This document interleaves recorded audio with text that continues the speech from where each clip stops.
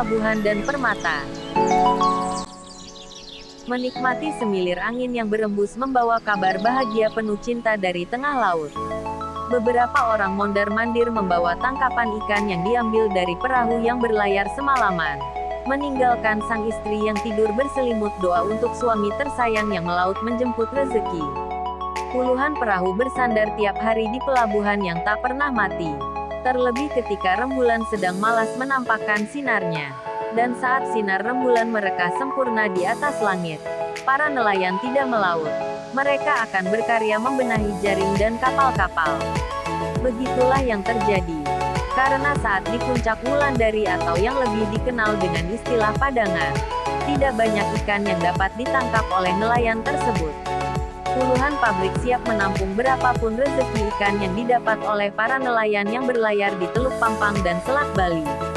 Pelabuhan terbesar di Provinsi Jawa Timur ini tak pernah sepi dari sejarah. Dari Teluk Pampang inilah sejarah Kerajaan Blambangan dimulai. Kini puluhan pabrik berdiri menopang kebutuhan zaman. Bukan hanya pabrik-pabrik yang mengolah hasil laut, namun juga pabrik yang mengolah makanan dari bahan baku pertanian. Bisa dibayangkan betapa ramainya jalanan tiap pagi dari aktivitas buruh pabrik yang akan melakukan rutinitasnya. Polusi udara dari limbah pengolahan ikan seakan tak pernah beranjak dari lingkungan rumahku. Ah, itu merupakan kisah masa lalu ketika aku masih kecil. Karena juga sebagai tanda bahwa pabrik-pabrik sedang berproduksi. Namun, kini polusi itu sudah jauh berkurang. Pantai tak sekotor dulu lagi. Pelabuhan tak sekecil dulu. Setiap malam di pelabuhan selalu ramai. Dan bukan hanya aktivitas para nelayan yang tak lelah melaut. Para remaja juga banyak menikmati keindahan laut di pelabuhan itu. Beberapa orang dengan sabar memancing ikan bersandar di bebatuan. Pelabuhan bukan hanya tempat bersandar banyak kapal, namun juga tempat dilakukannya aktivitas masyarakat berwisata. Deretan warung kecil dengan musik kendang kempul tiap malam, menyambut para tamu walaupun hanya sekadar ngopi. Kini jalanan ke kotaku tak lagi sempit yang kadang berlubang seperti dulu lagi. Jalanan besar yang tidak jarang harus berpapasan dengan trailer. Ketika aku berangkat sekolah, tak lagi harus keluar dari jalanan aspal. Pelebaran jalan telah dilakukan beberapa kali yang membuat nyaman para pengendara. Terlebih sekarang sudah jarang para pekerja pabrik yang berangkat kerja dengan sepeda gayung. Juga sudah tidak terlalu banyak yang harus dijemput dengan truk pengangkut karyawan.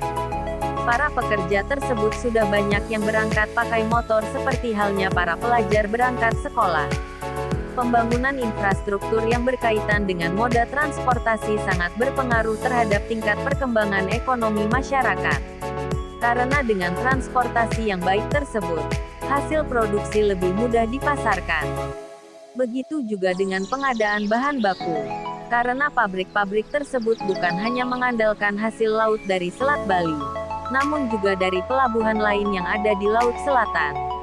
Perkembangan ekonomi di sekitar pabrik tersebut tentu mendorong banyak orang luar mencari rezeki. Bahkan, tidak sedikit pendatang dari luar kabupaten. Beberapa agenda kegiatan baru dilakukan untuk menambah semarak kotaku. Bukan hanya upacara tradisi petik laut yang bertahun-tahun rutin dilakukan, namun juga beberapa festival seperti Festival Bakar Ikan maupun Festival Pantai Bersih juga ada. Betapa cerdasnya bupatiku yang dapat mengubah kebiasaan masyarakat yang merasa tak berdosa mengotori pantai indah itu. Kini pelabuhan dan pantai tak sekotor dulu lagi. Para pedagang ikan juga lebih tertib ketika berjualan. Pembeli pun tak perlu tutup hidung ketika ke pasar ikan. Aku bangga dengan prestasi yang telah dilakukan Bupati Abdullah Aswar Anas dalam memimpin Kabupaten Banyuwangi sampai saat ini. Bukan hanya pelabuhan di timur rumahku yang berkembang pesat. Bukan hanya para nelayan yang lebih mudah mengurus surat-surat kapal, maupun administrasi kependudukan. Kini Banyuwangi juga mempunyai bandar udara yang dulu sempat pesimistis tentang perkembangannya. Namun ternyata, bandara itu selalu ramai dan terus berkembang. Karena aktivitas bandara bukan hanya untuk penerbangan domestik saja, namun juga ada akademi pilot yang siap mencetak calon sopir pesawat terbang. Sebuah inovasi yang belum terbayangkan sebelumnya. Dulu tidak terbayangkan juga bahwa hutan mangrove yang kini tumbuh subur di Teluk Pangpang sebagai tempat ikan-ikan kecil berkembang biak tersebut dapat dijadikan tempat wisata tanpa harus merusaknya. Tidak terbayangkan juga, rakyat kecil mempunyai bisnis penginapan berupa homestay sebagai tempat menginap wisatawan dari luar kota ketika bertandang menikmati indah alam desaku. Sebagaimana halnya, tak ada bayangan hotel mewah menjulang hadir di beberapa tempat.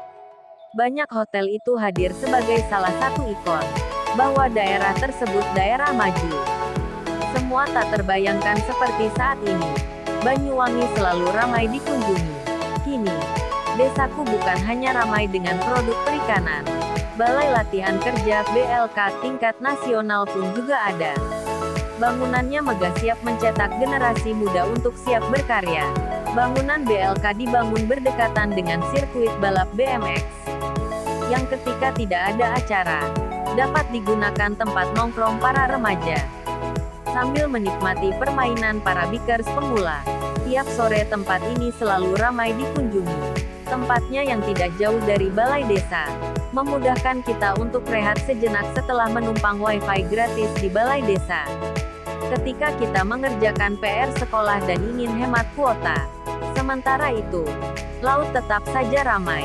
Deburan ombak terseret angin ke tengah samudera itu sedang mengabarkan bahwa desaku sekarang sangat keren dan tidak sekumuh dulu.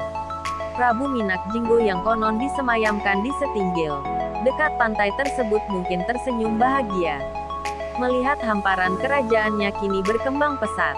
Nama keren Banyuwangi sebagai kelanjutan kerajaan Blambangan bukan hanya dikenal seantero Nusantara. Kini Banyuwangi juga telah mendunia. Rombongan bis-bis wisata bukan sekadar lewat untuk menuju Pulau Dewata.